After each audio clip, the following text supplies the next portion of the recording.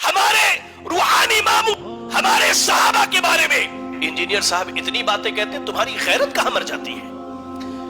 ہماری قسمت اچھی ہے کہ ہم آپ کے زمانے میں نہیں، ورنہ آپ کے اوپر تلوار ہم سونت لیتے مولا علی کے حق میں، اور آپ کی قسمت اچھی ہے کہ آپ ہم سے بچ گئے، لیکن اب ہم اپنی زبان تو کم از کم کھولیں گے۔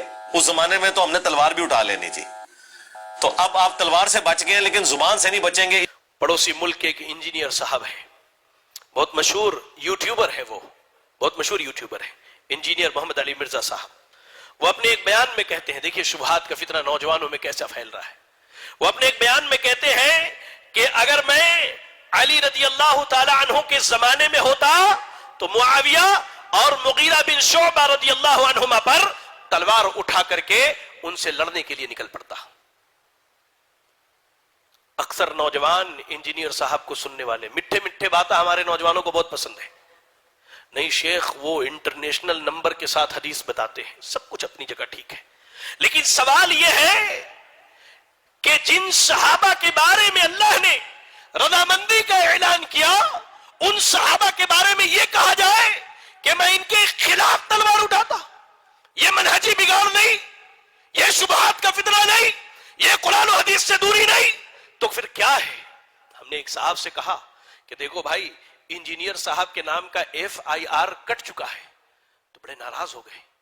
ہم نے کہا کہ صرف FIR کٹا تو ناراض ہوتے ہو؟ ہمارے روحانی ماموں ہمارے صحابہ کے بارے میں انجینئر صاحب اتنی باتیں کہتے ہیں، تمہاری غیرت کہاں مر جاتی ہے؟ کون سے کونے میں، کون سے گفا میں تمہاری غیرت مردہ پڑی ہوئی نظر آتی ہے؟ اللہ اکبر۔ لوگوں یاد رکھو، یہ شبہات کے فتنے یہیں سے شروع ہوتے ہیں کہ انسان جب قرآن و حدیث کی تعلیمات کی منمانی تعویل کرنا شروع کر دے، اپنی مرضی سے اپنے من کے مطابق جو جی میں آیا کہہ لیا۔